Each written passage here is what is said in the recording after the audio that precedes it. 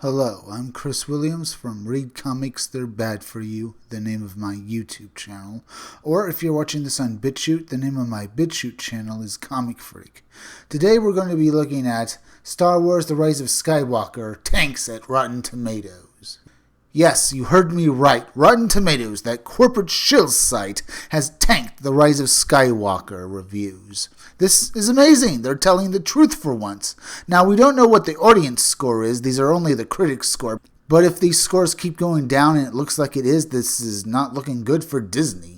We'll learn all about it as we get into this article, though. The Star Wars The Rise of Skywalker Rotten Tomatoes score is in, and it's not good, as it is currently on par with Phantom Menace. The reviews went live earlier Wednesday morning, so with 47 reviews presently accounted for, the Star Wars The Rise of Skywalker Rotten Tomatoes score currently stands at a rotten 53%.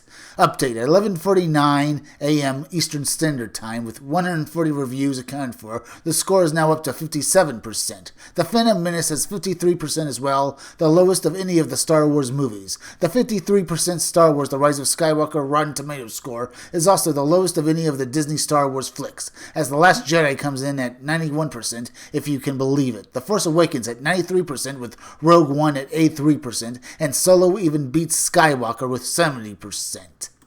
There's been another update on The Rise of Skywalker's score. It's at 58%, so it's still on the same level as The Phantom Menace. Current tracking has the flick opening similar to The Last Jedi, which opened globally to around 450 million. I've also already put out there that similar to The Last Jedi, Skywalker will fade quickly at the box office and again be taken over by Jumanji. Back in 2017, The Last Jedi had a mammoth opening, but the flick quickly faded with Jumanji overtaking it at the box office day to day. Regarding what the reviewers have to say about Star Wars The Rise of Skywalker over at Rotten Tomatoes, check out some excerpts below.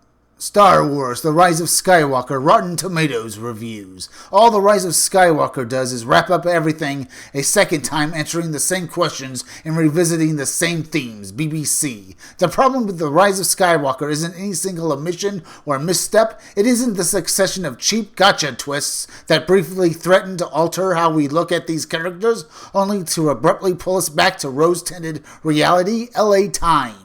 What made me crazy was threefold. First, the obnoxiously relentless fan servicing. Second, the unnecessary complication of everything. And third, killing drama with cheap gags. Movie City News. A fitting end for the trilogy that felt like a needlessly tacked-on addition to a story that already had its perfect ending, minus the updated swap of Christian for Shaw, Laius movie files. Star Wars The Rise of Skywalker represents the plummeting of Disney's artistic integrity, flickering myth. It has no more use or appeal when examined in isolation than would a spark plug or a distributor crap. Irish Times. You know, I'm reminded of an old phrase.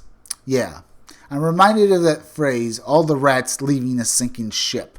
Usually these sites, they have Disney's back because Disney usually pays them enough to buy their support, but it doesn't look like that's working anymore.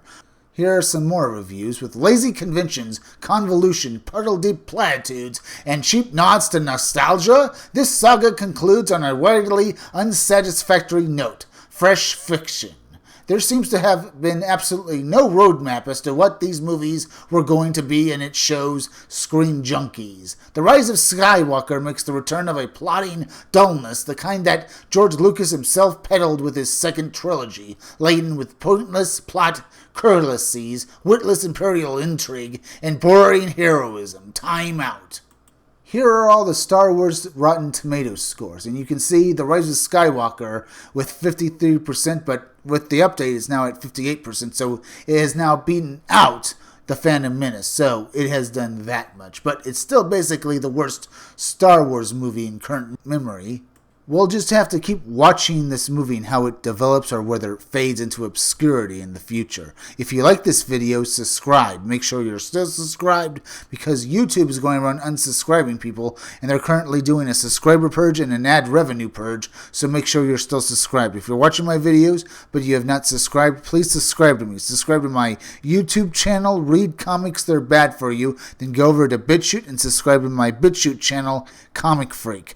hit that bell for notifications, hit that like button, and leave some comments down below. And if you could you also please share this video, share it on Twitter, share it on Facebook, share it anywhere you think it would do the most good, because YouTube is not going around promoting their own YouTube creators. So could you help me and please share this video? Listen closely. Keep checking back in all my future videos for more information on my own upcoming independent comic book, Scumdogs. I'm Chris Williams, and I'll be back again tomorrow with another video or review.